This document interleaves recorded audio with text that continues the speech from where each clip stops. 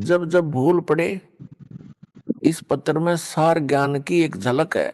सेवा में पूज्य गुरुदेव स्वामी रामदेवानंद जी महाराज जी को दंडवत प्रणाम। गुरु जी के श्री चरणों में कोटि कोटि नमन। परमेश्वर कबीर जी के हीरे मोती लालो व सर्व संगत को दास का शुभ आशीर्वाद। आप सभी की अटूट श्रद्धा गुरुदेव के चरणों में सदा बनी रहे। आप भक्ति दान सेवा करके आजीवन मर्यादा का पालन करते हुए इस महा कष्टदायक यानी दुखालय दुखों के घर काल ब्रह्म यानी ज्योति निरंजन के लोक से निकलकर अपने पिता के घर सतलोक में चले जाओ। आपको एक पत्र भेज रहा हूं। यह गुरुदेव स्वामी रामदेवानंद जी के लगाए बाग के पेड़ पौधों में लगे कीड़ों से रक्षा करेगा। यह स्प्रे का काम करेगा। काल के दूतों से बचाव के लिए रक्षा कवच बनेगा। इसको पढ़कर भी जो काल के भेजे दूतों से किनारा नहीं करेगा वह परमेश्वर कबीर जी का हंस नहीं है, वह काल की फरद में चढ़ा है। संत गरीबदास जी ने सब ओर से स्पष्ट कर रखा है। कहा है कि गरीब सटदल दोनों दिन का दिल में दोष ना धार। सतगुरु का कोई एक है काल का भरा संसार। अर्थात जो मार्गदर्शक गुरु पद पर परमेश्वर का भेजा संत है उसे सांत्वना देते हुए कहा है कि जो परमेश्वर कबीर जी की शरण नहीं आते या आकर फिर काल के दूतों के खेमे में चले जाते हैं उस कारण से महादुखी ना हो, उनके प्रति दोष दिल में ना मान कि इतना समझाने के बाद नरक में जा रहे हैं। जो सठ दल यानी जो 6 पंथ हैं उस समय तक अन्य पंथ नहीं चले थे, गिरी पुरी नाथ वैष्णव आदि आदि, तथा दोनों धर्मों हिंदू तथा मुसलमान के व्यक्तियों को काल ब्रह्म ने जकड़ रखा है। ये सब काल की फरद में चढ़े हैं। सतगुरु का तो कोई कोई हंस यानी भगत तथा भगतमती है, वह दृढ़ रहेगा। सर्व संगत के लिए यह पत्र संजीवनी से कम नहीं है। इसको महीने में या जब इच्छा हो अवश्य सुनते या पढ़ते रहना है। इसको नित्य पाठ की बजाय मासिक पाठ समझकर जब इच्छा हो अवश्य पढ़ना या सुनना है। यह रोग प्रतिरोधक जड़ी यानी काल के प्रभाव को रोकने का काम करेगी। अपनी भक्ति क्रियाओं पर दृढ़ विश्वास बनेगा। विश्वास के बिना भक्ति सफल नहीं होती। आशा करता हूं जो काल के दूतों के जाल में फंसे हैं वे भी पुनः विचार करेंगे, अपने निज घर की सुध लेंगे, जीवन की रक्षा करेंगे और अन्य सुरक्षित रहेंगे। हे मानव शरीर प्राप्त प्राणियों, आपको अनमोल अवसर मिला है अपना कल्याण करवाने का।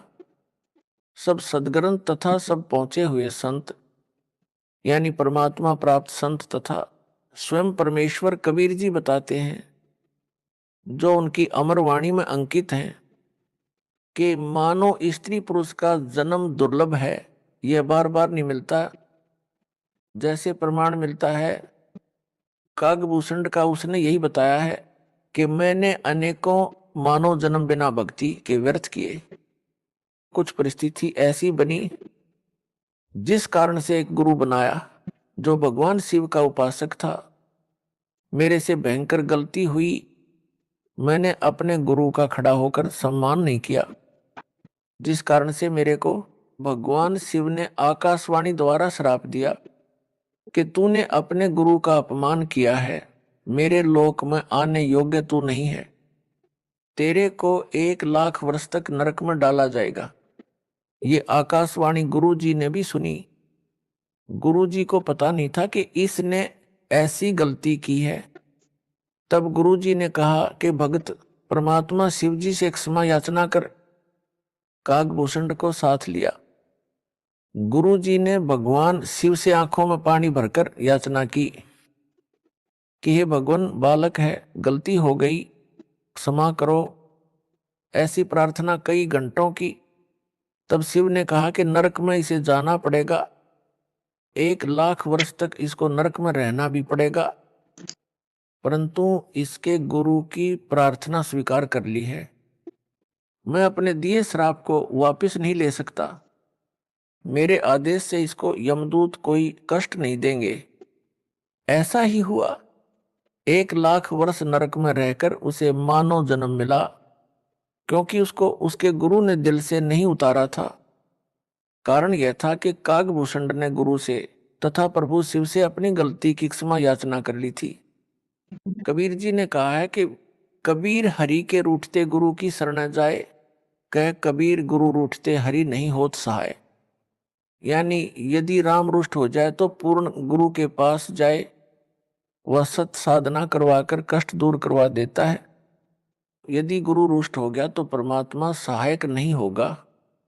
कागभूषण को उस मानव जन्म में भी भक्ति की तड़प थी। वह लोमस ऋषि के सत्संग में गया, अपने अज्ञान से ऋषि के प्रवचनों में त्रुटि बताने लगा, समझाने से भी नहीं समझा। तब ऋषि ने कहा कि तेरी चांडाल जैसी दुर्बुद्धि है, तू चांडाल के घर जन्म लेगा। कागभूषण को अपनी गलती का एहसास हुआ कि मेरे पास मेरे तर्क का कोई शास्त्रोक्त प्रमाण नहीं था।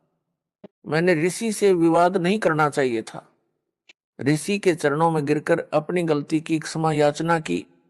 ऋषि द्वारा दिए श्राप को सुनकर क्रोध नहीं किया, मायूस होकर कहा कि ऋषिवर क्षमा करो। ऋषि ने कहा कि श्राप वापस नहीं हो सकता। फिर कागभूषण ने कहा कि हे देव, इतनी दया करो कि चांडाल बनकर भी मेरी भक्ति में आस्था कम न हो। तब ऋषि जी को उसे गिड़गिड़ाता देखकर दया आ गई और आशीर्वाद दे दिया कि तेरी भक्ति में लगन कम नहीं होगी। तब उसका जन्म कागभूषण रूप में हुआ। मुख काग यानी कौवे का, से शरीर देवता जैसा हल्के तेज का। उस कागभूषण वाले जन्म में उसे कबीर परमेश्वर जी सतगुरु रूप में जोगजीत नाम से मिले। ज्ञान चर्चा हुई तब उसके जीवन की गाड़ी पटरी पर आई। अब वह उस श्रेणी में है जिनको परमेश्वर कबीर जी सतपुरुष अपनी नजर में रखते हैं। उनको जैसे तैसे भक्ति से चार्ज करते रहते हैं। कागभूषण का मोक्ष किस युग में होगा? जब वह मानव होगा तथा पूर्ण समर्पित होकर पूर्ण सतगुरु जी से दीक्षा प्राप्त करके आजीवन मर्यादा में रहकर भक्ति सेवा तथा दान करेगा। इस संजय दिल्ली ने तो गुरु जी की आज्ञा का ही उल्लंघन सीना ठोक कर किया है। अपने आप गुरु बनने की कोशिश कर रहा है, आशीर्वाद देने लगा है जो इसका चित्र गवाह है, जिसमें यह मुझ दास की नकल करके अंगुली अंगूठे से सटाकर आशीर्वाद दे रहा है। यह मुद्रा कबीर जी और मेरे गुरु जी तथा दास के अतिरिक्त कहीं देखने को नहीं मिलेगी। मेरे बाद जो नकली हैं वे बकवाद करके जीवन नष्ट कर सकते हैं। बालक बहुते प्यारा माँ का, उससे बढ़कर शिष्य गुरुओं का।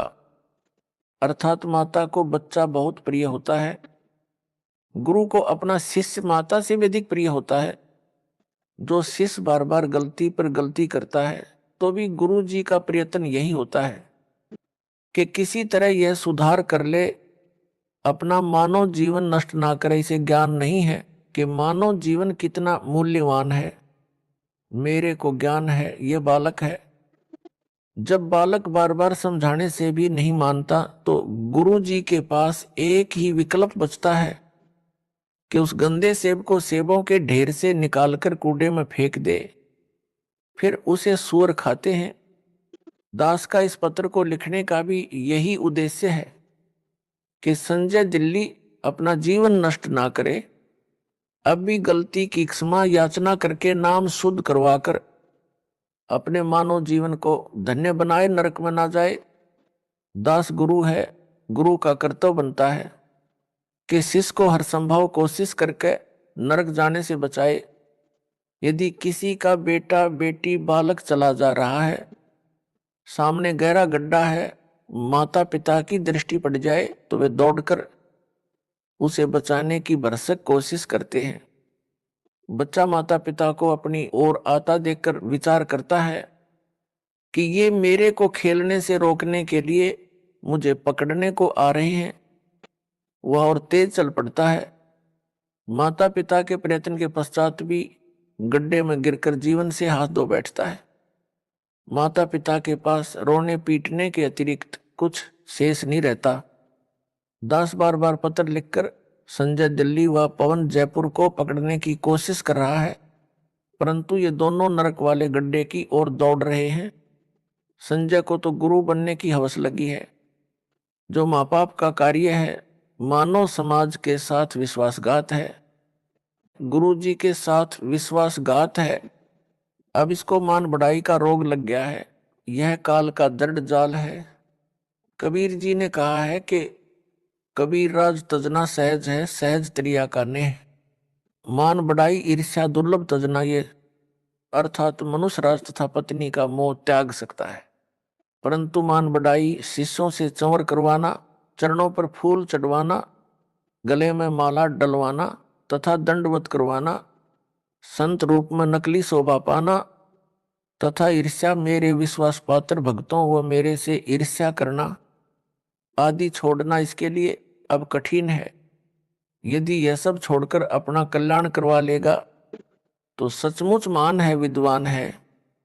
यदि क्षमा याचना नहीं करता है तो वास्तव में शैतान है। भोले भगत जो संजय दिल्ली से भ्रमित हैं, उनको भी इसी प्रकार विचार करना चाहिए जैसे उन भक्तों ने किया है जो इसके जाल से निकले हैं और वापस आकर नाम शुद्ध करवाकर अपना मानव जीवन नष्ट होने से बचा लिया है। दास ने पता करवाया कि जो भगत लौटे हैं उनसे पूछो कि कैसे समझ आई कि वह झूठा उपाखंडी है। उन्होंने बताया कि संजय दिल्ली कहता था कि मैं गुरु जी का सम्मान करता हूं। वो तो सही है, परंतु उनका भाई तथा कमेटी वाले गुरु जी से धोखा कर रहे हैं। जो दान का पैसा आता है उसे धर्म पर नहीं लगाते, अपनी जेब में भर रहे हैं। गुरु जी के लिए वकील नहीं कर रहे हैं। वे गुरु जी को बाहर नहीं आने देना चाहते। आप मेरा साथ दो, रुपए दो, मैं गुरु जी के लिए अच्छे वकील करूंगा, शीघ्र बाहर करवा दूंगा।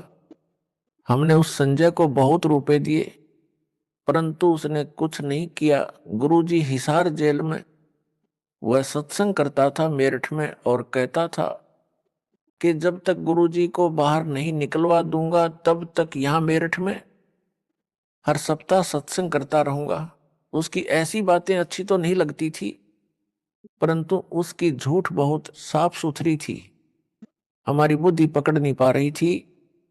जब गुरुजी का पत्र आया कि इसे पैसे ना दो, इसने 50 लाख रुपए भक्तों से वकील करने के नाम पर ठग लिए हैं तथा इसको यानी संजय को गुरुद्रोही घोषित कर दिया है। उसने यानी संजय ने कहा कि यह गुरु जी का पत्र नहीं है, उनके भाई ने झूठा पत्र उनके नाम से भेजा है। हमें पत्र में लिखी भाषा गुरु जी के भाई की नहीं लगी, क्योंकि हम आश्रम में जाते थे तो उनका भाई एक कमरे में बैठकर शंका का समाधान किया करता। हमने कई बार उनके पास बैठकर उनका ज्ञान सुना। ज्ञान वही गुरुजी वाला था, परंतु जो प्रवचन की भाषा गुरुजी की है तथा जो पुस्तकें गुरुजी ने लिखी है वह भाषा पत्र की भाषा से पूर्ण रूप से मिलती है, उनके भाई की भाषा से नहीं मिलती।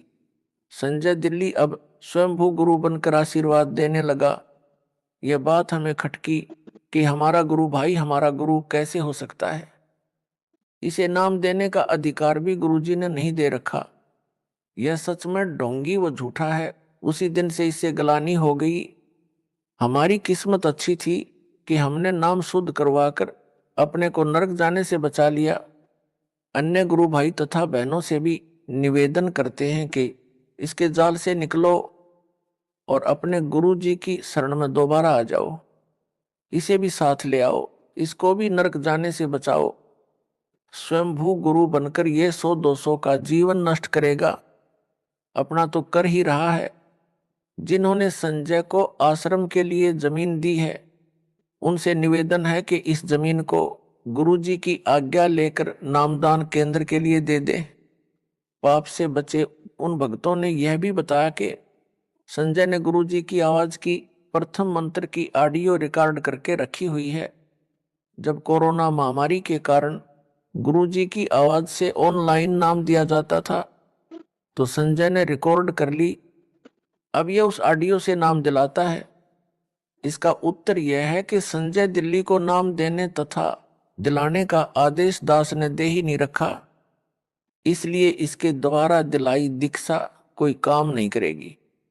यह भूत भगाने को अपनी शक्ति का चमत्कार बताकर मूर्ख बना रहा है। इसका खंडन आगे विस्तार पूर्वक किया है। नाम मेरी आवाज से दिलाता है, तो यह तो उनका गुरु भाई हुआ, फिर यह आशीर्वाद उनको किस लिए देता है? गुरु भाई आशीर्वाद देता है तो उसका बेड़ा गर्क होता है। उसने उनका नाम भी खराब कर दिया और अपना भी, इसीलिए तो इसको अज्ञानी कहा है। यदि ज्ञान होता तो यह बकवास ही नहीं करता। परमात्मा की आत्माओं के साथ इतना बड़ा धोखा नहीं करता, उनकी मर्यादा भंग नहीं करवाता। यह नकली गुरु नहीं बनता। यह कहता है कि कमेटी वाले सारा दान आप रख लेते हैं, धर्म में नहीं लगाते। हे भगत जनों, यदि इस पापी की इस झूठ को सच्चा माने तो भी वे केवल धन हानि कर रहे हैं। धन तो परमात्मा और दे देगा, लेकिन यह संजय तो उनके मानव जीवन को ही नष्ट कर रहा है। गुरु से दूर करके काल के जाल में फंसा लिए, घर के छोड़ेगा ना घाट के। प्रमुख सेवादारों को उन भक्तों ने बताया जो संजय दिल्ली से भ्रमित हो गए थे और सच्चाई जानकर लौट आए हैं। नाम शुद्ध करवा लिया है। प्रमुख सेवादारों ने मुझ दास को बताया। वापस लौटे भक्तों द्वारा बताए गए कुछ पाखंड जो संजय दिल्ली करता है, वह भ्रम फैलाता है, उनका खंडन करता हूं, जो इस प्रकार है। संजय दिल्ली कहता है कि मेरे आश्रम में चाय नहीं बनेगी, आश्रम में दवाई नहीं रखी जाएगी, मेरे आशीर्वाद से वैसे ही रोग ठीक हो जाते हैं। उत्तरदास का, जिसको दूध पीने को मिले चाहे कितनी बार पिए, दही खाने को मिले, हलवा व खीर प्रतिदिन खाने को मिले, उसे चाय की क्या आवश्यकता है? यह भक्तों के दान किए रुपयों से मौज मस्ती कर रहा है। रही बात दवाई आश्रम में ना रखने की, यह कुछ दिन का ड्रामा है। एक समय ऐसा आएगा यह स्वयं दवाइयां खाएगा। एक ऐसा ही पाखंडी था, वह भी सरेआम सत्संगों में प्रवचन करते समय दावा करता था कि मैं कभी रोगी नहीं होऊंगा। यदि मैं रोगी हो जाऊं और दवाई खाऊं तो मेरे मुंह में मूत देना। उस समय आयु 30-35 वर्ष की थी। कुछ दिन पश्चात उसको रोग घेरने लगे। उसका एक डॉक्टर शिष्टा गुप्त रूप से उससे इलाज करवाता रहा। आम संगत को पता नहीं चला, उसकी झूठ कामयाब रही। जब 60 वर्ष की आयु में प्रवेश किया तो और अधिक बीमार हो गया। फिर दवाई ने भी काम नहीं किया, भुगत कर मरा।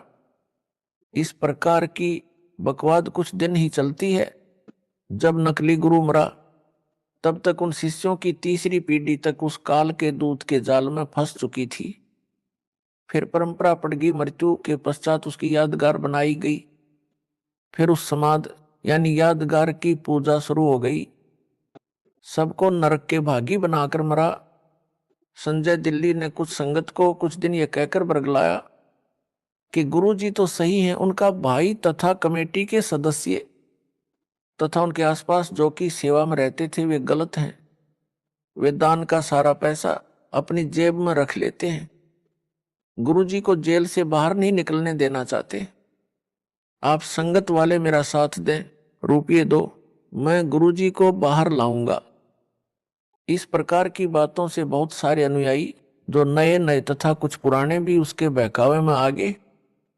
मेरे द्वारा नियुक्त विश्वास पात्र भक्तों को दान देना भी बंद कर दिया।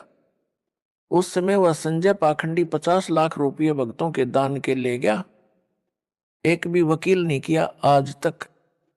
जब दास को पता चला कि संजय दिल्ली तथा पवन जयपुर ने इस प्रकार संगत को भरमा दिया है, तब सख्त कदम उठाए, संगत को संभाला। दास ने जेल जाने की लीला यह देखने के लिए की है कि मेरे सतलोक जाने के पश्चात संगत वाले इस अनमोल मिशन को कैसे चलाएंगे। अब तो दास संसार में है, जो भी त्रुटि अनुयायी करेंगे उनको समझाकर सीधे मार्ग पर ले आऊंगा। यदि कोई भगत या भगत मति समझाने के पश्चात भी सुधार नहीं करेगा तो वह हमारे काम का नहीं है, वह तो चेडू है। चेडू क्या, यह बताता हूं। दूध से दही, और दही से मक्खन बनता है। मक्खन अधिक समय ठीक नहीं रहता, इसलिए उसे गर्म किया जाता है। गर्म करने के पश्चात जो लस्सी घी में होती है वह ऊपर आ जाती है, जो कई दिन घी में रहने से खराब हो जाती है। वह लस्सी नहीं कही जाती, उसे हरियाणा में चेडू कहते हैं।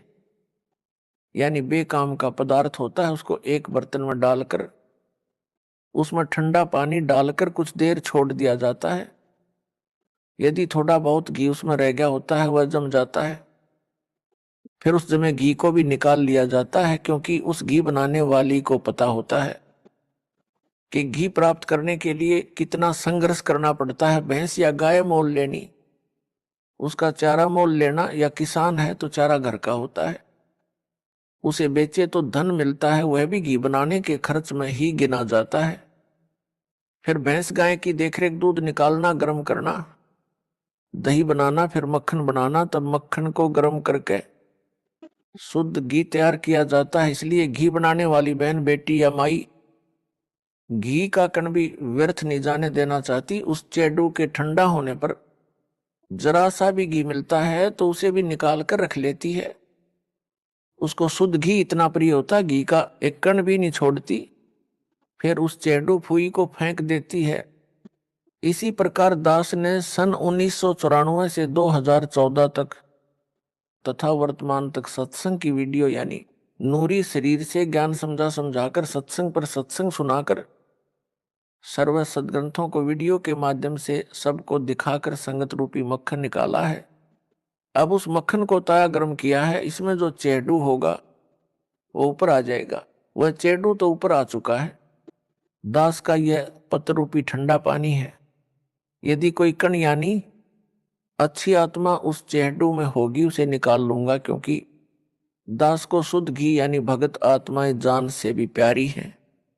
उनके लिए भटक रहा हूं, दूसरी बार बिना दोष के जेल में हूं, परंतु आशा करता हूं कि एक दिन सत्य की जीत होगी। परमेश्वर कबीर जी से कुछ नहीं छिपा है। मुझे चाहे कितना कष्ट मिले, परमात्मा की आत्माएं काल के जाल से निकले, अपना कल्याण करवाकर अपने निज घर सतलोक में चली जाएं। दास आपको मासुखी देखना चाहता है, मुझे अपने कष्ट की कोई परवाह नहीं है, परंतु जो मन में बांस उपजा है इससे डर लग रहा है। गरीबदास जी ने कहा है कि संगत माही कुसंगत उपजा, जैसे वन में बांस। आप घिस घिस आग लगाया करें वनखंड का भी नाश, अर्थात जैसे वन में अन्य फलदार व कीमती लकड़ी वाले पेड़ों के साथ साथ बांस भी उग जाता है। तेज हवा चलने पर बांस एक दूसरे के साथ टकराते हैं, उस घर्षण से जंगल में आग लग जाती है, जिससे पूरे जंगल के फलदार पेड़ भी जलकर नष्ट हो जाते हैं। यह संजय साकट तथा पौन जयपुर वही कुसंगत उपजी है। कुछ संगत के भगत भी इनके साथ लगे थे। जब दास को पता चला कि संजय व पौन नाम के दो जालिम संगत में आग लगा रहे हैं, तब सब संगत को आदेश दिया कि इनका साथ छोड़ दो। जिन भक्तों को मैंने जिम्मेदारी दे रखी है उनकी बातें मानो। दान के सब पैसों का हिसाब दास के पास आता है, एक पैसा भी गलत प्रयोग नहीं हो रहा। कमेटी वालों ने सब हिसाब बनाकर संगत के पुराने भक्तों को दिखाया। इतना रुपया आज तक दान में मिला है, इतना वकीलों व भक्तों के घर सहायता तौर पर दिया गया है। संगत बहुत समझदार है, वह तुरंत मान गई और दास ने संजय दिल्ली तथा पवन जयपुर को गुरुद्रोही घोषित कर दिया। फिर तो सब संगत उनसे किनारा कर गई। कुछ भोले नए भगत थे, वे अभी तक इस जालिम संजय की बातों में फंसे हैं। उनको सतर्क करने के लिए यह पत्र भेजा है। आशा करता हूं कि बुद्धिमान भगत भगतमती इस पत्र को पढ़कर इसकी असलियत से परिचित होकर इससे दूर हो जाएंगे, नाम शुद्ध करवाकर अपना मानव जीवन धन्य बनाएंगे। संजय साकट दिल्ली के खेमे को छोड़कर आए भक्तों ने जो और जानकारी दी थी उसका खंडन आगे और करता हूं। संजय दिल्ली अपने को श्री सिख गुरु नानक देव जी की आत्मा बताता है, यह सफेद झूठ है। यदि वह श्री नानक जी वाली आत्मा है तो इससे सिद्ध हुआ कि श्री नानक जी का मोक्ष नहीं हुआ है, वह जन्म मरण के चक्कर में पड़ी है, जो वर्तमान में संजय रूप में जन्मी है। मोक्ष प्राप्त प्राणी वह है जो कभी लौटकर संसार में कभी जन्म न ले। श्री नानक जी को स्वयं सतपुरुष कबीर साहिब कबीर देव बेई नदी पर स्नान के समय मिले थे, सतलोक लेकर गए थे, फिर पृथ्वी पर उसी शरीर में छोड़ा था कि कबीर धाणक यानी जुलाहा सतपुरुष है, करतार यानी सबका सृजनहार यानी उत्पत्ति करता है।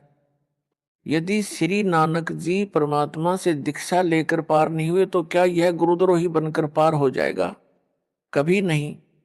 संजय दिल्ली अपने को श्री नानक देव यानी सिख धर्म प्रवर्तक वाली आत्मा बताता है और इसको मूल ज्ञान गुप्त ज्ञान है। तो मेरे पास टिंडे लेने आया था, पहले ही अपना पंथ चला लेता। कोई झूठ बकना इसका मकसद है। भोले भक्तों को भ्रमित करके गुरु स्वयं ही बना है। प्रेत योनि में जाएगा। जो परमात्मा कबीर जी ने अध्यात्म ज्ञान श्री नानक जी को बताया था वह सिखों के गुरु ग्रंथ साहिब में अंकित है। वही ज्ञान दास बता रहा है। श्री नानक वाली आत्मा इससे भिन्न ज्ञान कौन सा बताएगी? इससे भिन्न जो भी ज्ञान है वह अज्ञान है। काल के दूत की पहचान। जिस समय जोगजीत रूप में आए परमेश्वर कबीर जी से काल ज्योति निरंजन ने विवाद किया था, तब काल ने कहा था कि आप एक सच्चा कबीर पंथ चलाओगे, उससे पहले मैं 12 पंथ चलाऊंगा, 12 अपने यानी काल दूत भेजूंगा जो सत्संग में तो तेरी वाणी यानी साखियों शब्दों चौपाइयों आदि बोलेंगे, परंतु उनका अर्थ गलत बनाकर सारी जनता को गुमराह करेंगे। उन 12 पंथों के पश्चात और अनेकों पंथ अपने दूत भेजकर चलाऊंगा, सब जीवों को भरमाऊंगा। उन काल के चलाए पंथों के गुरुजन वर्तमान तक कबीर जी की वाणियों का गलत अर्थ करके जनता को भ्रमित कर रहे हैं। संजय दिल्ली भी यही कर रहा है। सत्संग व वाणी तो मेरे सत्संगों की चलाता है, ऑडियो व वीडियो दोनों स्वरूप यानी फोटो भी मेरा वो कबीर परमेश्वर का रखता है, परंतु अपने अज्ञान से मेरे तत्व ज्ञान को अज्ञान बनाकर भ्रमित करता है। सफाई देता है कि यदि मैं काल का दूत होता, जैसा रामपाल ने मुझे काल का दूत बताया है, तो क्या मैं उनके सत्संग की वाणी सुनता या आश्रम में वाणी चलाता? संजय दिल्ली जिस प्रकार मेरे द्वारा बताए तत्व ज्ञान का अनर्थ करके बताता है, सामान्य भोला भगत भ्रमित हो जाता है। उदाहरण यह कहता है कि पेड़ की जड़ को रामपाल ने पूर्ण ब्रह्म बताया है। जड़ पूर्ण ब्रह्म नहीं हो सकती, उसे पोषक तत्व मिट्टी से मिलता है। पूर्ण ब्रह्म को किसी के सहारे की आवश्यकता नहीं है, जड़ को मिट्टी का सहारा लेना पड़ता है। इसका उत्तर जैसे विद्यालय में अध्यापक विद्यार्थियों को समझाते हैं कि दिन रात कैसे बनते हैं, उसके लिए एक तेल से जगने वाला दीपक एक मेज पर रखा जाता है तथा एक ग्लोब फुटबॉल के आकार का एक स्टैंड पर लटकाया जाता है। अध्यापक कहता है कि बच्चों, दीपक को सूर्य मानो, ग्लोब को पृथ्वी मानो। पृथ्वी घूमती है, तब जो भाग सूर्य के सामने आता जाता है वहां दिन होता है, जो भाग सूर्य के सामने नहीं होता वहां रात होती है। इस संजय जैसा मूर्ख विद्यार्थी तर्क दे कि दीपक सूरज नहीं हो सकता। दीपक को जगने के लिए तेल का सहारा लेना पड़ा, माचिस का सहारा लेना पड़ता है। सूर्य को किसी के सहारे की आवश्यकता नहीं। क्या वह विद्यार्थी बुद्धिमान हो सकता है? क्या वे उसके साथी जो उसके ऐसे तर्कों को सुनकर उसकी बातों तर्कों को सही मानते हैं, वे बुद्धिमान हो सकते हैं? दोनों मूर्ख हैं। यह तो एक उदाहरण है। ऐसा तर्क देना ही मूर्खता का परिचय देता है। ऐसे ही गीता अध्याय 15 के श्लोक नंबर 1, 4 तथा 16, 17 में वृक्ष का उदाहरण देकर सृष्टि की वह समर्थ परमेश्वर तथा सब देवताओं की स्थिति समझाई है। पाठकों, इसका खंडन इसी पत्र में विस्तार पूर्वक आगे भी किया है, कृपया वहां पढ़े। आपको पता चलेगा यह कितना विद्वान है और कितनी बकवास बकता है। भक्तों को विचार करना चाहिए कि जब गुरु जी ने गुरुद्रोही घोषित कर दिया तो वह कुछ भी सफाई देता रहे, नहीं मानना चाहिए। यदि वह सच्चा सुच्चा होता तो दास उसे क्यों दिल से उतारता, क्यों उसे गुरुद्रोही घोषित करता? माली का पौधा खराब हो जाए तो उसे जड़ से उखाड़कर फेंक देता है।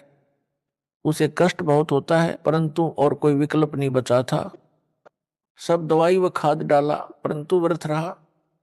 जैसे सेब विक्रेता की टोकरी भरी सेबों में से एक सेब दागी हो जाती है तो वह उसे निकालकर कूड़े में डाल देता है। उस खराब सेब को सूअर खाते हैं। कितना पौष्टिक तथा महंगा फल यानी सेब था। सेब विक्रेता को दुख बहुत हुआ सेब खराब होने का तथा फेंकने का। यदि नहीं फेंकता तो अन्य सेबों को भी वह गंदी सेब गंदा कर देती। संजय दिल्ली के अपलक्षण हद से ज्यादा देखकर इसे संगत यानी टोकरी से निकाल कर फेंका। इसने एक पवन नाम के भगत को भी खराब किया जो जयपुर का रहने वाला है। इन दोनों को टोकरी से निकालकर फेंकना पड़ा। दास को दुख तो बहुत हुआ, परंतु विवश होकर यह कदम उठाना पड़ा। कबीर गुरु के दिल से उतरे, वह नाम बिहुना होए। जाको काल घसीट ही राख सके ना कोई। मानुष जन्म पाए कर खोए, गुरु विमुखा जुग जुग रोवे। गुरु से करे कपट चतुराई, सो हंसा भाव भर में आई। गुरु से कपट शिष्य जो राख है, यम राजा के मुख दर चाख है। संजय साकट कहता है कि रामपाल तो सतगुरु है। वह न संत है, न भगत है, न दास है। मैं दास भगत संत हूं। सारी संगत रामपाल को भगवान यानी साहेब मानती है। रामपाल सतगुरु है, भगत दास संत नहीं है। रामपाल ने 13वें पंथ के विषय में बताया है कि 13वें पंथ से सब अंधियारा हटेगा, वह संत भगत दास होगा। मैं यानी संजय ही वह संत भगत व दास हूं। रामपाल तो सतगुरु है। उदाहरण देता वाणी से, सतगुरु साहेब एक शरीरा। सतगुरु और साहेब यानी भगवान तो एक है। सारी संगत रामपाल को भगवान यानी साहेब मानती है, इसलिए साहेब और सतगुरु एक है। इसलिए रामपाल सतगुरु सिद्ध हुआ। अंधेरा तो भगत दास संत से हटेगा तथा सबका कल्याण होगा। वह मैं यानी संजय हूं। रामपाल को तो संगत भगवान यानी साहेब मानती है। फिर यह भी कहता है कि रामपाल भगवान नहीं हो सकता, इसने मां से जन्म लिया है। और यह भी कहता है रामपाल साहिब यानी भगवान है। साहिब और सतगुरु एक है, इसलिए रामपाल अज्ञान अंधेरा नहीं हटा सकता। अज्ञान अंधेरा तो दास भगत संत हटाएगा। वह मैं यानी संजय हूं, इसलिए रामपाल सतगुरु सिद्ध हुआ। इसको कहते हैं हुआ बाई बकदा, बिना सिर पैर की बातें। उस साकट से कहा जाए कि इससे आगे भी बोले, सतगुरु बिना ना लागे तीरा। पूर्ण चौपाई इस प्रकार है, सतगुरु साहिब एक शरीरा, सतगुरु बिना ना लागे तीरा। इसका अर्थ यह बनता है, सतगुरु व परमात्मा एक ही शक्ति होते हैं। सतगुरु के बिना न लागे तीरा का अर्थ है कि भवसागर के दूसरे तीर यानी किनारे नहीं जा सकता, यानी संसार से पार नहीं हो सकता। यदि वह मुझ दास को सतगुरु बताता है तो वाणी ही स्पष्ट कर रही है कि जीव का मोक्ष भी सतगुरु यानी रामपाल के बिना नहीं हो सकता। साकट संजय दिल्ली वाला फेल हुआ, यह उवा बाई बकता है। संजय गुरुद्रोही कहता है कि जो असुर निकंदन रमैणी में संत गरीबदास जी ने कहा है कि सतगुरु दिल्ली मंडल ऐसी, वह मेरे यानी संजय के लिए कहा, क्योंकि मैं दिल्ली से आया हूं, इसलिए 13वां पंथ मैं ही चलाऊंगा। सब अंधेरा हटाऊंगा, सबका कल्याण करूंगा। विवेचन संजय दिल्ली तो अपने को संत दास तथा भगत कहता है और सतगुरु रामपाल को यानी मेरे को कहता है। इससे भी सिद्ध हुआ कि असुर निकंदन रमैणी में संजय के लिए नहीं कहा है, क्योंकि वह तो अपने आप को दास भगत बताता है। सतगुरु मुझे दास को बताता है। वाणी में तो वह सतगुरु कहा है जो दिल्ली मंडल में आएगा। साहिब तख्त कबीर ख्वासा, दिल्ली मंडल लीजय बासा। सतगुरु दिल्ली मंडल ऐसी, सूती धरणी सूम जगाएसी। अर्थात कबीर साहिब सतपुरुष के तख्त सिंहासन के पास रहने वाला, उनके सतलोक दरबार का खवास नौकर यानी दास दिल्ली मंडल दिल्ली के आसपास निवास करेगा यानी जन्म लेगा। रमैणी में दिल्ली नगर नहीं कहा है। साकट गुरुद्रोही संजय तो दिल्ली नगर में जन्मा है। वाणी में दिल्ली मंडल, मंडल का अर्थ है दिल्ली नगर के आसपास का कुछ क्षेत्र कहा है। जैसे वर्तमान में एनसीआर बनाया है, यह सब दिल्ली मंडल है, दिल्ली अलग राज्य है। वाणी में फिर कहा है कि वही सतलोक में कबीर साहब का खवास यानी दास यानी नौकर दिल्ली मंडल में सतगुरु बनकर आएगा और सोम यानी कंजूस लोगों को तत्व ज्ञान से जगाएगा, भक्ति दान सेवा करवाएगा। असुर निकंदन रमैनी की वाणी में तो स्पष्ट कहा है कि सतगुरु से जीव का कल्याण होगा। साकट संजय दिल्ली गुरुद्रोही का तर्क कुतर्क यानी गलत विवेचन सिद्ध हुआ। इसको वाणी का अर्थ भी ठीक से नहीं करना आता, अनर्थ करके बताता है। काल का दूत यही करता है, यह स्पष्ट काल का दूत है। यह अपने को तत्वदर्शी संत बताता है, कहता है कि मेरे अतिरिक्त किसी को भी गुप्त ज्ञान मूल ज्ञान नहीं है, सब अज्ञानी है। इसने तो दास को भी अज्ञानी बताया है, क्योंकि वो कहता है कि मेरे अतिरिक्त किसी को तत्वज्ञान यानी मूल ज्ञान नहीं है। इससे तो यही स्पष्ट कर रहा है कि मैं संजय गुरुद्रोही ही तत्वदर्शी हूं।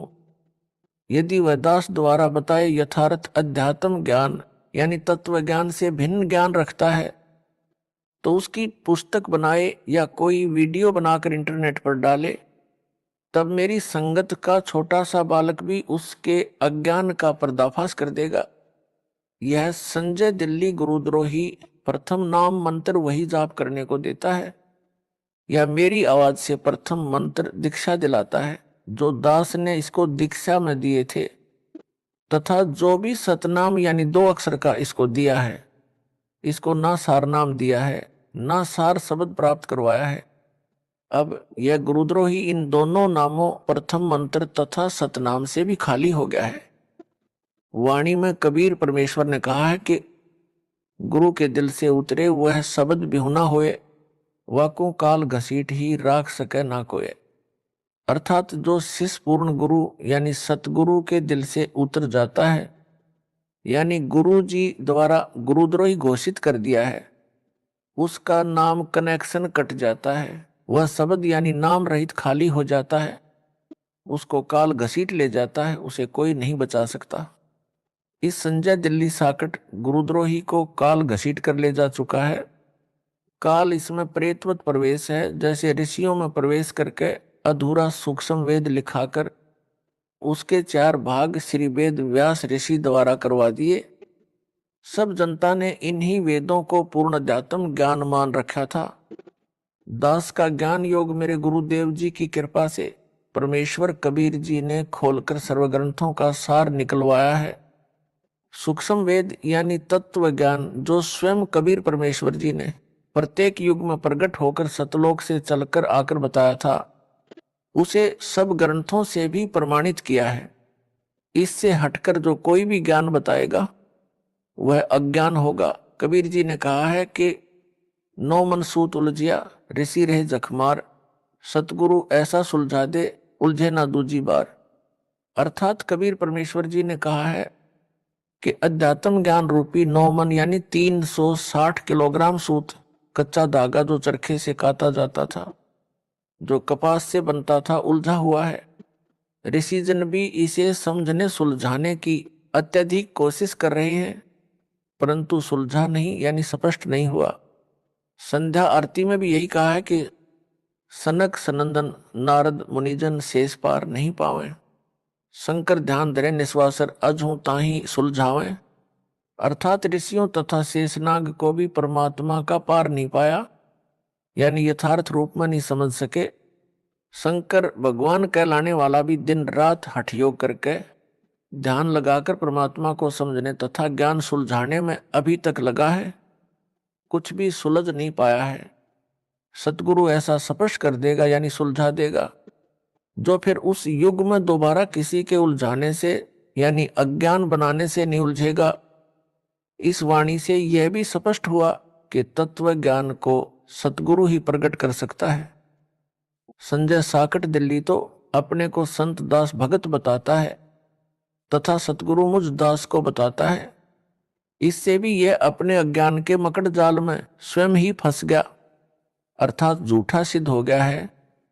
यदि इस गुरुद्रोही की बात को सच्ची माने, जो यह कह रहा है कि मैं संजय दिल्ली ही तत्व ज्ञान जानता हूं, मूल ज्ञान जानता हूं, तो नाम मेरे यानी दास वाले क्यों जपता है, क्यों अपने जाल में फंसाए भोले भक्तों को देता है?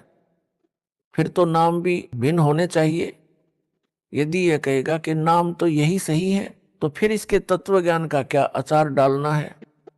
मोक्ष तो निज नामों से होना है, वे यह दास दीक्षा में दे रहा है।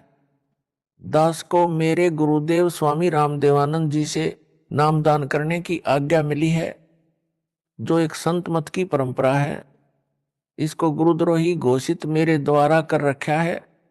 इससे ये नाम लेने से कोई लाभ नहीं होगा, यानी मोक्ष नहीं हो सकता। विशेष दास ने अपने पूज्य गुरुदेव जी के सानिध्य में अध्यात्म ज्ञान को बारीकी से समझ लिया था। गुरु मर्यादा में रहना मोक्ष का मूल मंत्र है, जिसका दास ने परमात्मा से डरकर पालन किया। गुरुपद दास को दिया जाएगा, यह तो स्वप्न में भी नहीं सोचा था, क्योंकि दास एक सामान्य भगत था, गृहस्थी बाल बच्चेदार था। हरियाणा सिंचाई विभाग में जेई यानी जूनियर इंजीनियर के पद पर नौकरी करता था। दास ने अपने छोटे भाई महेंद्र दास को यह ज्ञान बताया। एकदम नया तथा पहले वाले से बिल्कुल विपरीत होने के कारण पहले तो कोई रुचि नहीं दिखाई, परंतु बड़ा भाई होने के कारण ज्ञान सुनने से इनकार नहीं कर सका, मन मारकर सुनता रहा। फिर परमेश्वर कबीर जी की कृपा से, गुरुदेव जी के आशीर्वाद से दास का प्रयत्न सफल हुआ और मान गया। गुरु जी यानी स्वामी रामदेवानंद जी से दीक्षा उसे दिलाई। फिर तो उसने अपने अनेकों साथियों को भी ज्ञान समझाया, उनको गुरुदेव जी यानी स्वामी रामदेवानंद जी से नाम दिलाया। यह दास भी अपने संपर्क वालों को ज्ञान समझाकर गुरु जी से दीक्षा दिलाता था। ऐसा शुभ कर्म वर्षों चलता रहा। दास ने 17 फरवरी 1988 को पूज्य गुरुदेव जी से दीक्षा ली थी। सन 1994 तक सबको गुरुदेव जी से दीक्षा दिलाया करता। एक दिन नए भक्तों को नाम दिलाने के लिए गुरुजी के पास गया। भगत महेंद्र दास भी मेरे साथ थे। समागम चल रहा था। गुरुजी के आसपास बहुत सारे भगत बैठे थे। गुरुजी उनमें से किसी की फरियाद सुन रहे थे। हम सब भक्तों के पीछे बैठ गए। एक सेवादार के माध्यम से पहले की तरह नए भक्तों को नाम दिलाने का निवेदन किया। भगत की बात सुनकर गुरुदेव जी ने हमारी ओर कृपा दृष्टि की। हम सब ने दंडवत प्रणाम किया। उसी समय सैकड़ों भक्तों की उपस्थिति में दास को नाम देने का आदेश दिया। कहा कि आज के बाद तू नाम दिया करेगा। मेरे को पसीना छूट गया।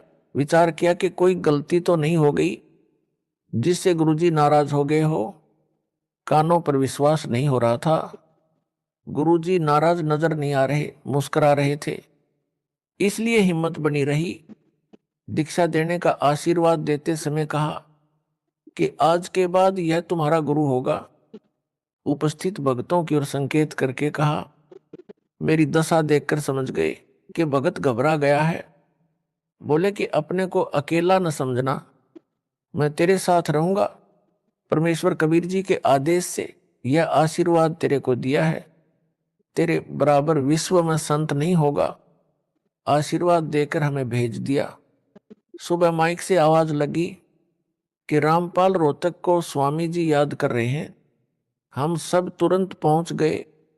भगत महेंद्र दास भी साथ था, क्योंकि हम छुडानी गांव में ही भगत महेंद्र दास की ससुराल में रुके हुए थे।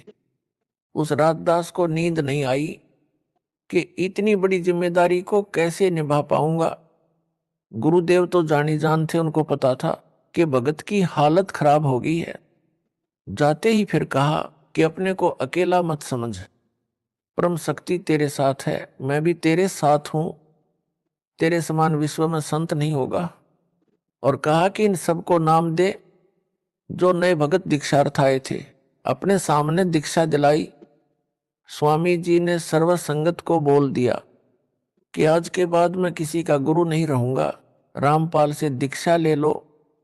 कारण यह था कि मेरे दादा गुरुजी ने उनको सारनाम देने का आदेश नहीं दे रखा था, क्योंकि प्रारंभ से परंपरा चली आई थी दास को ही सारनाम दिया जाना था, क्योंकि उत्तराधिकारी को ही सारनाम दिया जाता था। स्वामी जी ने मेरे अतिरिक्त किसी को सारनाम नहीं दिया था। मेरे को आगे सारनाम देने का परमेश्वर कबीर जी का आदेश स्वामी जी को मिलने के बाद ही दिया था। कहा था कि पूरी परीक्षा करके ही सारनाम अनुयायियों को देना, तेरे को परमात्मा कबीर जी का भी संकेत आएगा, तब तक सारनाम ना देना।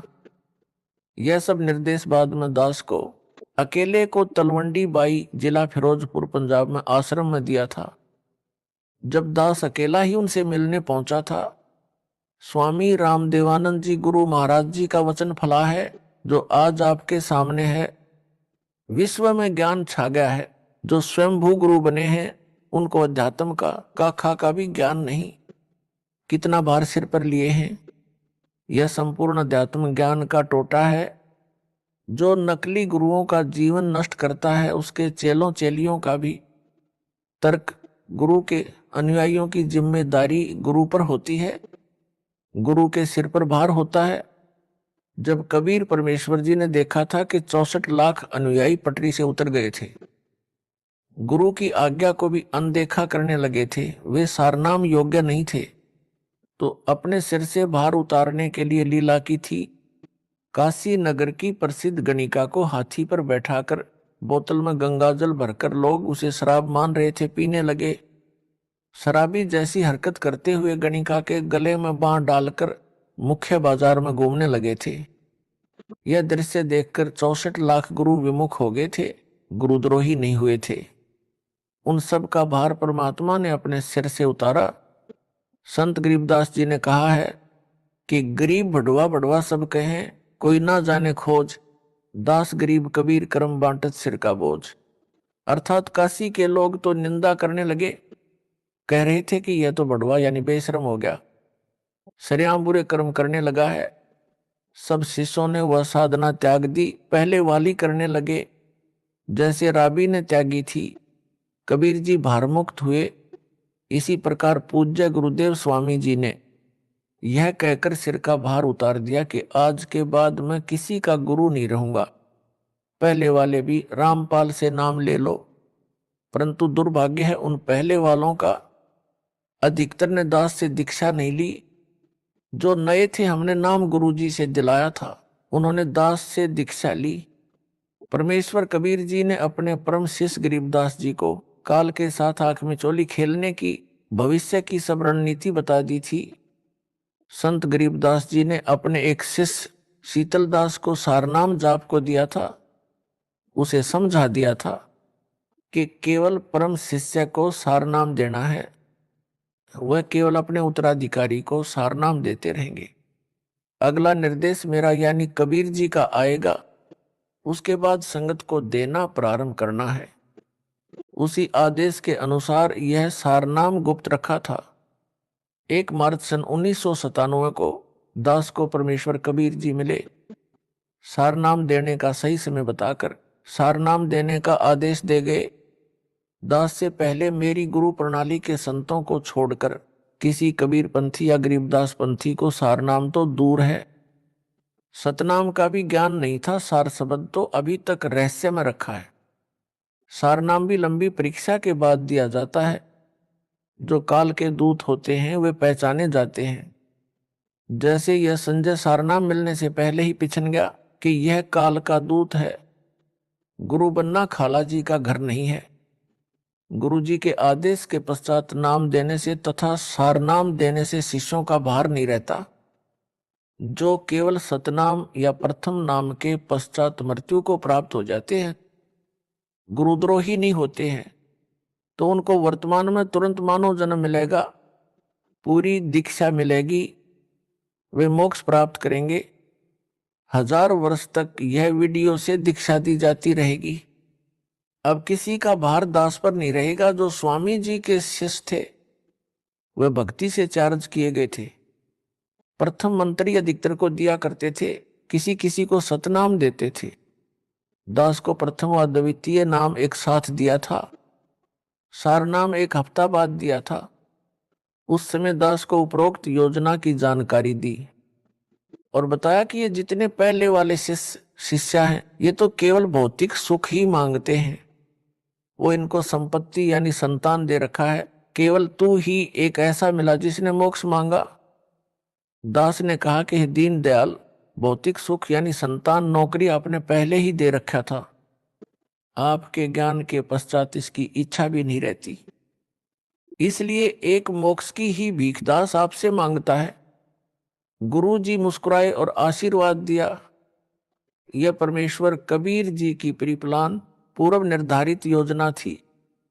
समझा है तो सिर धर पाऊं, बहुर नहीं रे ऐसा दाव। 17 फरवरी 1970 से 17 मई 1995 तक 18 वर्ष नौकरी करके त्याग पत्र देकर सतगुरु जी के आदेश का पालन करने के लिए छोटी सी नौकरी त्याग दी जो एकमात्र निर्वाह का साधन था। 2 बच्चों लड़के तथा लड़की का विवाह सन 1994 में किया था। 2 बच्चे, एक लड़की एक लड़का छोटे थे, पढ़ रहे थे। राम हवाले छोड़कर सतगुरु जी के चरणों में समर्पित हो गया, मुड़कर घर नहीं गया। परमेश्वर के हंसों तथा हंसनियों यानी भक्तों भगतमतियों को सच्चे परमात्मा का सच्चा ज्ञान देकर सच्ची भक्ति बताई। सतगुरु जी के आशीर्वाद से दास का त्याग रंग लाया। बच्चे भी परमेश्वर ने पाले व पढ़ाए, दास को अपनी नौकरी दी, दास का कल्याण किया, सतलोक का निवासी बना दिया। विश्व में इस ज्ञान का कोई सानी नहीं। सब ग्रंथों का सार निकालकर भगत समाज के समक्ष रख दिया। असंख्यों वर्षों का उलझा ज्ञान सुलझ गया। जिनको मोक्ष चाहिए आओ और अपना जन्म सफल बनाओ। गरीब ज्यों बच्चा गऊ की नजर में, यूं साईं को संत, भक्तों के पीछे फिरे भगत वत्सल भगवंत। यह कहावत दास के ऊपर चित्रार्थ हुई। दास ने भक्तों के सहयोग से गांव-गांव नगर-नगर में जाकर सत्य ज्ञान सत्य साधना की अलख जगाई।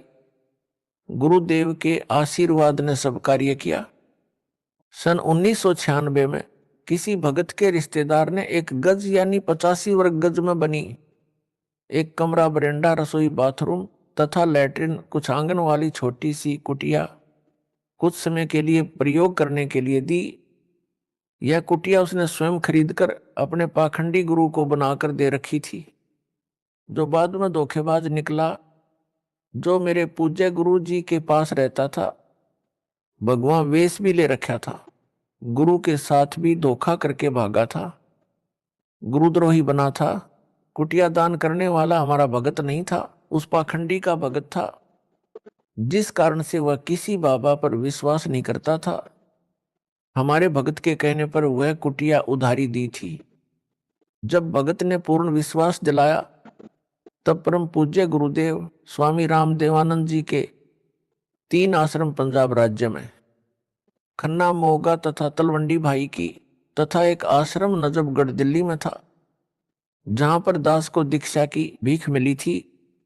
उस समय दास ने उनकी सेवा में एक भगत भेज रखा था। भगत ने बताया कि दादा गुरुजी ने अपने निजी सेवादारों को बुलाया और बोले कि मुझे हरियाणा ले चलो रामपाल के पास। आयु बहुत हो चुकी थी, लंबा सफर करना उचित ना था। भक्तों ने निवेदन किया कि आपका लंबे सफर में जाना उचित नहीं, परंतु एक नहीं सुनी। सन 1996 में 13 दिसंबर से 19 दिसंबर तक उसी जींद कुटिया के पास खाली प्लाटों में, जो किसी किसी के थे, निर्माण नहीं किया था, प्रथम खुला पाठ 7 दिन का किया जा रहा था। परमात्मा 12 दिसंबर 1996 को ही जींद कुटिया में आ गए। दास देखकर आश्चर्यचकित तथा बहुत खुश हुआ, दंडवत किया। भगत जन सेवा में लग गए। उस प्रथम अनुष्ठान को अपने सानिध्य में सफल करवाया। 7 दिन मौसम बसंत जैसा रहा। 20 दिसंबर 1996 को सर्दी व धुंध छा गई। स्वामी जी उस कुटी में 23 जनवरी 1997 तक रहे। 24 जनवरी को तलवंडी बाई पंजाब में गए। 25 जनवरी को विश्राम किया। 26 जनवरी 1997 को बैठे बैठे सतलोक चले गए। सब आश्रमों की सुविधा त्याग कर अपने दास विदुर के पास आए। वहां जब देखा कि यथार्थ कबीर पंथ यानी 13वें पंथ की नींव दृढ़ हो चुकी है, सतलोक चले गए।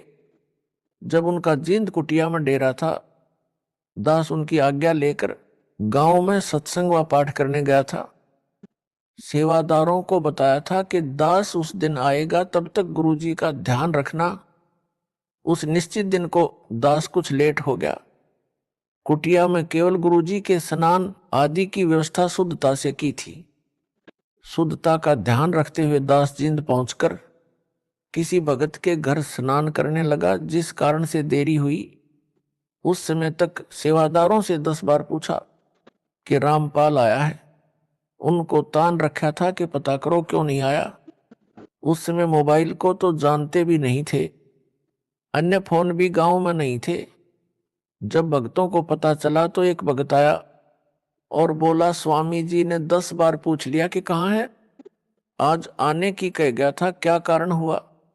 दास उसी समय भगत की मोटरसाइकिल लेकर तत्काल पहुंचा। कई भगत बैठे थे। दास ने दंडवत किया और चरण चंपी करने लगा। दास का सिर पकड़ा और ऊपर को किया। बोले, मैंने भगवान पा लिया, तेरा पाना दुर्लभ हो गया। दास चुप रहा। गुरुदेव की अंतरात्मा की आवाज थी।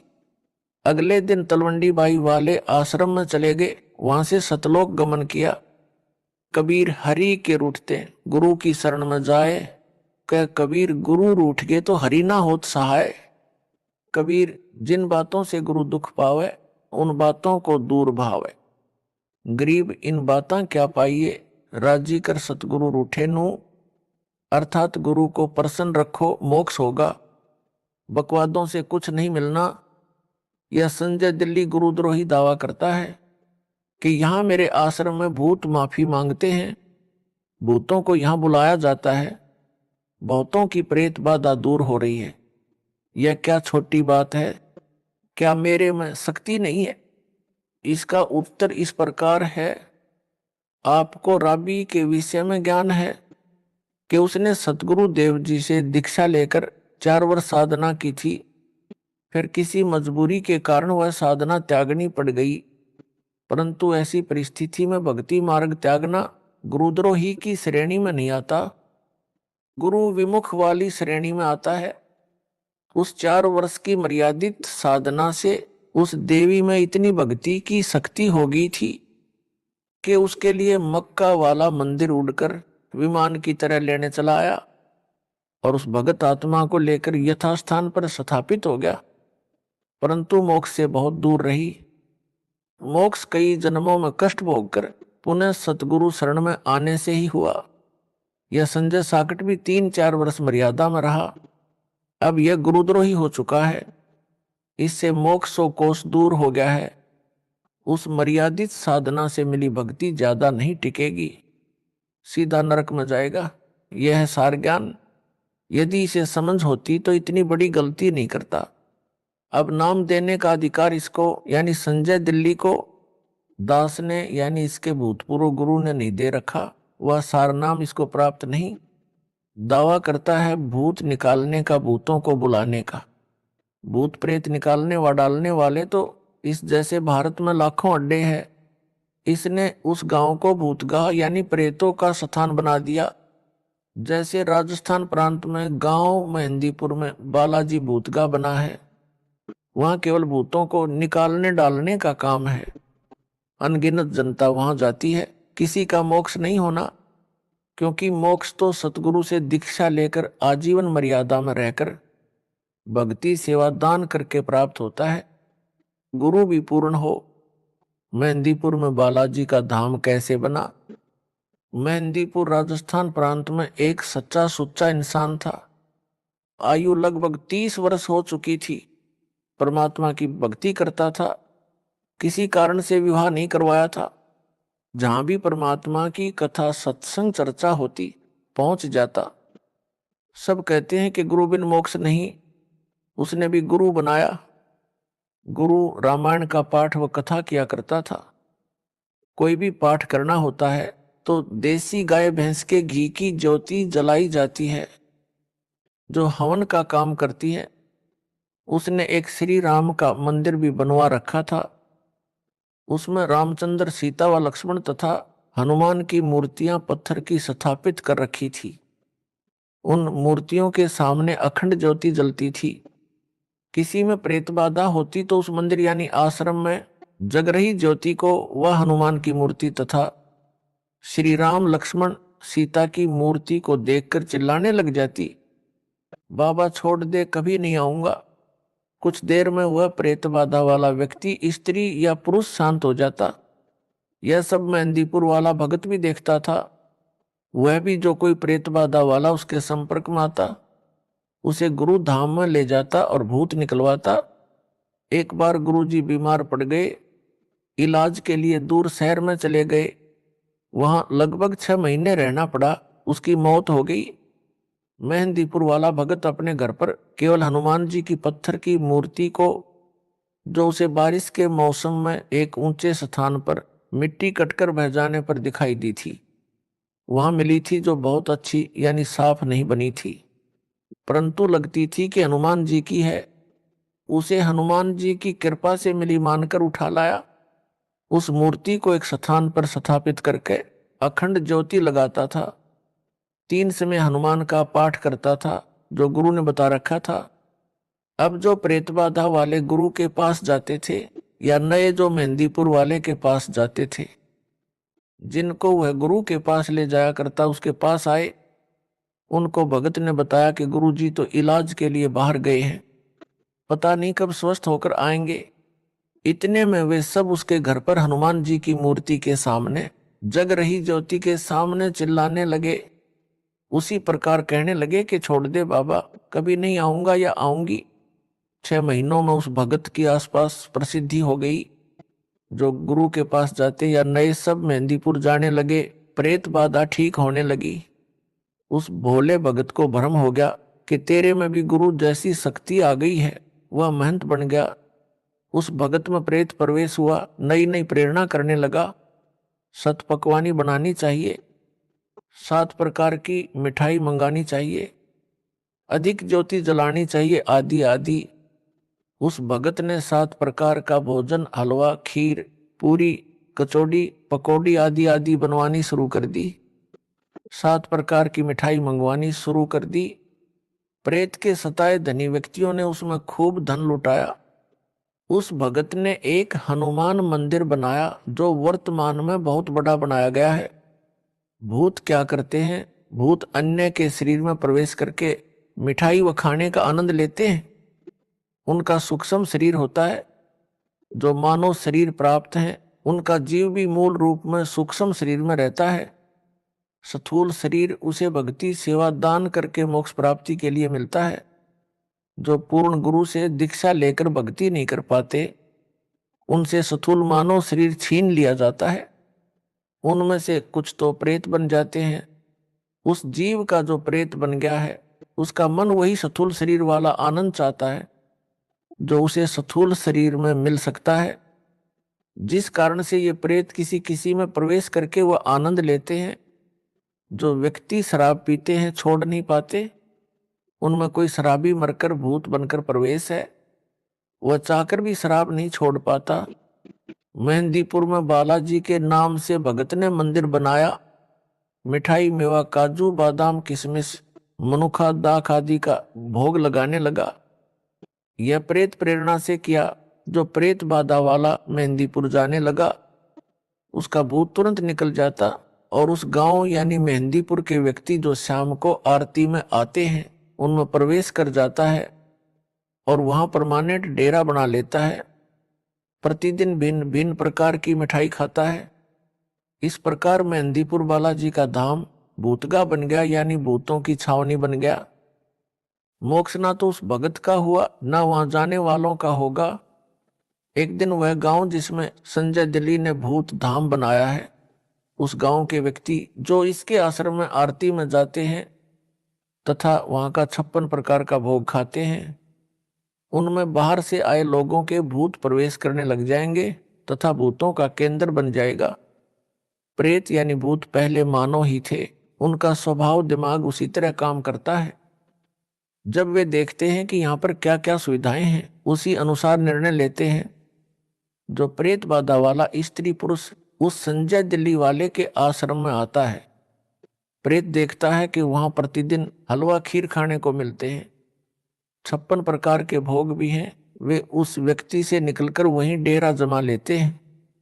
जो वहां आरती में या वैसे आश्रम में आएंगे, उनमें प्रवेश कर जाएंगे। आरती में आने वाले कभी आश्रम नहीं आना चाहेंगे तो भी उनके अंदर प्रवेश प्रेत अंदर प्रेरणा करके लाएंगे। आने वालों की संख्या भी काल प्रेरणा से प्रेत बढ़ाएंगे।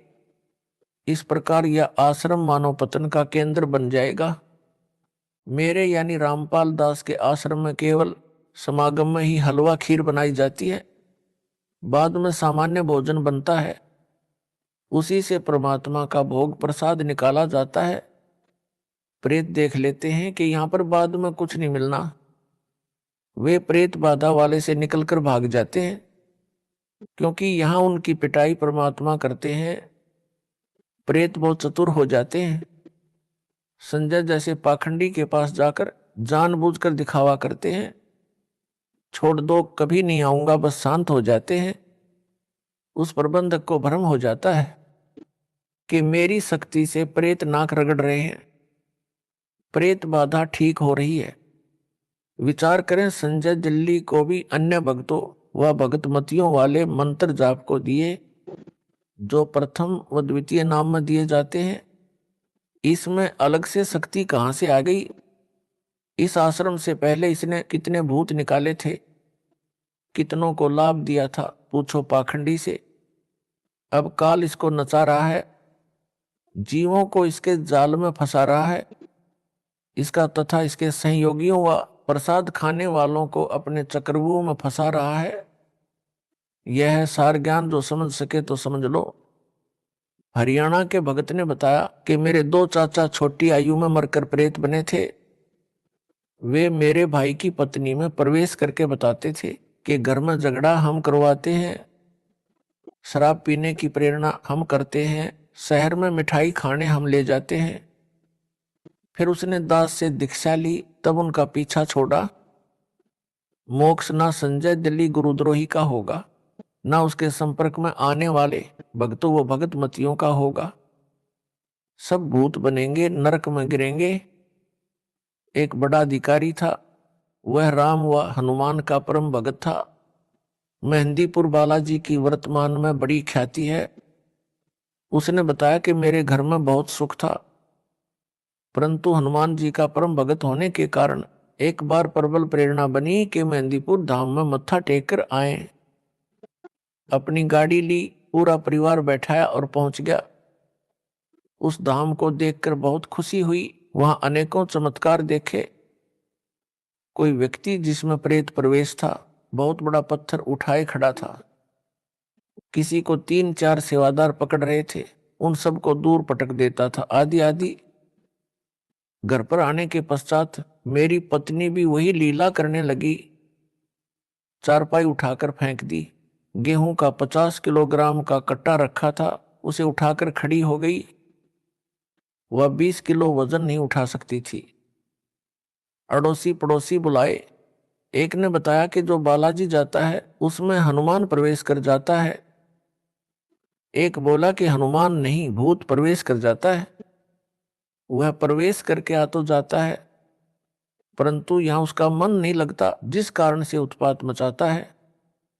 किसी भूत निकालने वाले के पास ले जाना पड़ेगा। एक व्यक्ति हमारे को भूत निकालने वाले के पास ले गया। हमने सब कहानी बताई, उसने ज्योति जगाई। उसी समय मेरी पत्नी सिर घुमाने लगी। छोड़ दे बाबा, कभी नहीं आऊंगा, चिल्लाने लगी। शांत हो गई। वह बोला कि पक्का इलाज कर दिया, अब नहीं आएगा। हम घर आ गए। फिर उत्पात मचाने लगी। मैं अकेला ही अपनी पत्नी को लेकर उसी के पास गया। वहां जाकर भूत बोला कि मैं बालाजी का भगत हूं, तू क्या करेगा? भूत निकालने वाले की ओर संकेत कर रहा था। वह स्याना यानी भूत निकालने वाला बोला कि इसे मेहंदीपुर लेकर चलना होगा या वहीं निकलेगा। 2 दिन बाद उस स्याने को साथ लेकर मैं अपनी पत्नी को लेकर मेहंदीपुर गया। वहां जाते ही मेरी पत्नी सिर घुमाने लगी। कुछ देर में ठीक हो गई। मैं उस स्याने से बोला कि शीघ्र चलो। वह बोला कि कुछ रुपये चढ़ा दो, कुछ प्रसाद ले लो। मैंने जो उसने कहा वो किया और फुल स्पीड से गाड़ी चलाकर वहां से निकले। घर तक सब ठीक रहा। शाम को फिर वही लीला शुरू हुई। मेरी तो जान निकल गई कि यह क्या समस्या गले डाल ली मेहंदीपुर जाकर। उसके पश्चात जिसने जहां स्याना बताया गए, 1-2 दिन ठीक ठाक रहता, फिर वही समस्या। कहीं कहीं हफ्ता ठीक निकल जाता। मेरी पत्नी में पहले एक भूत था, फिर 3 आगे, उसमें 2 और प्रवेश वहीं से करके आगे। भूतों ने बताया कि उस गांव के जितने व्यक्ति उस मंदिर में प्रसाद लेने आते हैं, सब में प्रेत प्रवेश है। हमारे को स्थान नहीं मिला, इसलिए इसमें प्रवेश करके आना पड़ा। आप पैसे वाले दिखाई देते थे। सोचा था कि यहाँ कुछ तो अच्छा खाने को मिलेगा। मेहंदीपुर में हाउसफुल है, एक एक में कई कई भूत प्रवेश हैं। एक दिन संत रामपाल जी का भगत मिला। उसने करौंथा आश्रम चलने को कहा। हमने मना कर दिया। पूछा क्या खर्च लगेगा। उसने कहा कि खर्चा कुछ नहीं लगेगा, परमात्मा की भक्ति करनी पड़ेगी, नाम लेना पड़ेगा। कई दिन तक वह हमारे घर आता रहा, तब हम माने। वह अपनी गाड़ी में बैठाकर करौंथा आश्रम में ले गया। वहां जाकर वह प्रेत बाधा समाप्त हुई। अब ज्ञान हो गया कि आम के आम गुठलियों के दाम यहीं पर हैं। मोक्ष भी होगा, 3 ताप भी कटेंगे। कबीर एक है साधे सब सदे, सब साधे सब जाए, माली सींचे मूल को, फूले फले घाए। अर्थात जैसे माली यानी बागबानी का विशेषज्ञ पौधे के मूल तवज की सिंचाई करता है, एक जड़ की सिंचाई करने से सब सद है, तनाडार शाखाएं विकसित होती हैं, पौधा पेड़ बनकर फूल व फलों से लदपद हो जाता है, घने सारे फल खाने को मिलते हैं। यदि अज्ञानी व्यक्ति पौधे की शाखाओं को जमीन में गाड़ कर, ज्ञानी व्यक्ति ने पौधे की जड़ को गाड़ा होता है, उन सबको साधे यानी सिंचाई करे तो सब नष्ट हो जाएगा। इसी प्रकार एक मुझ दास से दीक्षा लेकर 3 ताप का कष्ट भी समाप्त होगा। यानी प्रेत बाधा, पितृ बाधा जो 3 ताप में से एक हैं, तथा मर्यादा में रहकर भक्ति दान व सेवा करने से सतलोक अमर धाम भी प्राप्त होगा, यानी पूर्ण मोक्ष भी होगा।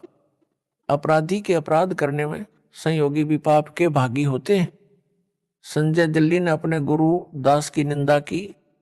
मेरे भोले भक्तों को भ्रमित करके मेरे से दूर किया, गुरुद्रोही बन गया। यह इसका पहला अपराध है। इससे बड़ा अपराध भक्ति मार्ग में नहीं है। आप तो नरक जाएगा ही। अनेकों भक्तों के भी नाम खंडित करवा दिए, जो काल ज्योति निरंजन के जाल में फिर फंस गए। जो वापस आ जाएंगे, नाम शुद्ध करवा लेंगे, वे तो बच जाएंगे। अन्य जो इसको दान देकर इसके पाप में सहयोग कर रहे हैं, वे भी इसी के समान परमात्मा कबीर जी के अपराधी हैं। जिन्होंने इस गुरुद्रोही संजय दिल्ली को भूतों का धाम बनाने के लिए जमीन दान की है, वे इसी के समान परमात्मा कबीर जी के दोषी हैं। भगत चाहे प्रथम नाम प्राप्त है, चाहे सतनाम प्राप्त है, उसको सर्वप्रथम नियम बताए जाते हैं। लिखित में प्रिंटेड कॉपी नियमों की तथा भक्ति बोध दी जाती है, जिनमें यह भी बताया गया है कि कबीर गुरु बिन माला फेरते, गुरु बिन देते दान, गुरु बिन दोनों निष्फल हैं, चाहे पूछो वेद पुराण। अर्थात गुरु धारण किए बिना नाम जाप व दान करना व्यर्थ है। कबीर गुरु बिन दान पुण्य जो करही, मिथ्या हुए कब हूं न फल ही। गुरु बिन प्रेत जन्म सब पावे, वर्ष सहंस गर्भ सो रहावे। गुरु के मिले कटे दुख पापा, जन्म जन्म के मिटे संतापा। गुरु बिन होम यानी ज्योति यज्ञ नहीं कीजिए, गुरु की आज्ञा माही रहीजे। गुरु को तजय भजय जो आना, ता पशुआ का फोकट ज्ञाना। गुरु से बैर करे शिष जोई, भजन नाश अरु बहुत बिगोई। गुरु के चरण सदा चित दीजय, जीवन जन्म सफल कर लीजय। गुरु से कपट शिष जो राखे, यम राजा के मुगदर चाखे। कबीर जानबूझ साची तजय करे झूठ से ने, ताकि संगत है प्रभु सोपन में भी ना दे। संत गरीबदास जी की वाणी भी स्पष्ट करती है, गरीब गुरुद्रोही की पैड़ पर जय पग आवे बीर, 84 निश्चय पढ़े सतगुरु कहें कबीर। उपरोक्त वाणियों का अनुवाद स्पष्ट है कि पूर्ण गुरु जी को दान न करके अन्य को दान करता है वह व्यर्थ है। परंतु गुरु जी ने जिस शिष्य को दान इकट्ठा करने को कहा, यानी कोई ज्योति के रूप में, कोई पाठ के रूप में दान करते हैं, तो उनके नाम लिखे जाते हैं तथा रुपये भी लिखने वाला अपने पास रख लेता है, बाद में गुरु जी को पूरा हिसाब देता है। इस प्रकार का दान गुरु को किया ही दान माना जाता है। इस वाणी में इस प्रकार के दान को व्यर्थ नहीं बताया है। जो गुरुद्रोही घोषित है उसको किया दान, तथा अन्य किसी बाबा साधु को किया दान व्यर्थ कहा है, वह कभी नहीं फलेगा। जो गुरु धारण नहीं करते या गुरु से विमुख हो जाते हैं, गुरुद्रोही हो जाते हैं, वे सब प्रेत का जन्म प्राप्त करते हैं। संजय गिल्ली गुरुद्रोही घोषित है। जो इसके सहयोगी हैं वे गुरु विमुखी माने जाएंगे, वे भी प्रेत जन्म प्राप्त करेंगे। तो उस गांव में जिसमें संजय दिल्ली साकट ने पाखंड फैला रखा है, जो उसके आश्रम में आरती करके प्रसाद लेते हैं, वे भी प्रेत जन्म प्राप्त करेंगे। यह परमात्मा कबीर जी का बताया तथा बनाया विधान है जो अटल है। प्रेत की आयु लंबी होती है, हजारों वर्षों तक प्रेत बना रहता है। किसी औरत के गर्भ में प्रवेश रहना पड़ता है। प्रेत का स्त्री से जन्म नहीं होता, परंतु गर्भ में कष्ट बहुत होता है। उस गर्भ के कष्ट को वह पाप आत्मा झेलता है। एक माई जींद जिले हरियाणा की बताती थी कि मेरे पेट में बच्चा है, घूमता महसूस होता है, डॉक्टर से जांच भी करवा ली, कुछ नहीं मिला। उस माई की आयु लगभग 62 वर्ष थी। प्रेत को इस प्रकार के महाकष्ट भी झेलने पड़ते हैं। प्रेत योनि महाकष्टदायक होती है। यदि पूर्ण गुरु मिल जाए और शिष्य या शिष्या आजीवन मर्यादा पालन करते हुए भक्ति सेवा दान करे, तो इस प्रकार की सत्य साधना से इस प्रकार के युगों युगों के दुख यानी संकट व संताप महादुख समाप्त हो जाएंगे। गुरु जी से ही होम ज्योति यज्ञ करवाना लाभदायक है। गुरु जी की बजाय अन्य से ज्योति यानी हवन व अन्य धर्म यज्ञ, ध्यान यज्ञ, प्रणाम यज्ञ व ज्ञान यज्ञ आदि करवाना व्यर्थ है। गुरु जी के आदेश का पालन शिष्य व शिष्या को करना चाहिए। गुरु को तजय यानी छोड़कर अन्य में आस्था रखे यानी बजाय उस पशु जैसे शिष्य को फोकट ज्ञान है, उसे कुछ भी ज्ञान नहीं है, वह तो डांगर है। जो शिष्य शिष्या गुरु जी के साथ शत्रुता यानी दुश्मनी करता या करती है, जैसे संजय दिल्ली कर रहा है, उसकी भक्ति नष्ट हो जाती है तथा अन्य बहुत अत्यधिक हानि होती है। भगत व भगत मती को चाहिए कि गुरु जी के चरणों में सदा समर्पित रहे। जैसे पतिव्रता अपने पति के अतिरिक्त किसी अन्य पुरुष में पति वाला भाव कभी नहीं देखती, चाहे कोई देवता क्यों न हो, मानो तो दूर की कौड़ी है। इस प्रकार जिन भक्तों भगत मतियों ने दास को तजकर संजय दिल्ली गुरुद्रोही में आस्था बना ली है, वे पथ भ्रष्ट हो चुके हैं। उनको पुनः विचार करना होगा। अपने गुरु जी के चरणों में चित्त फिर से रखकर अपना जीवन यानी मानव जन्म सफल करना होगा। इसी में उन सब की भलाई है। सत साहिब।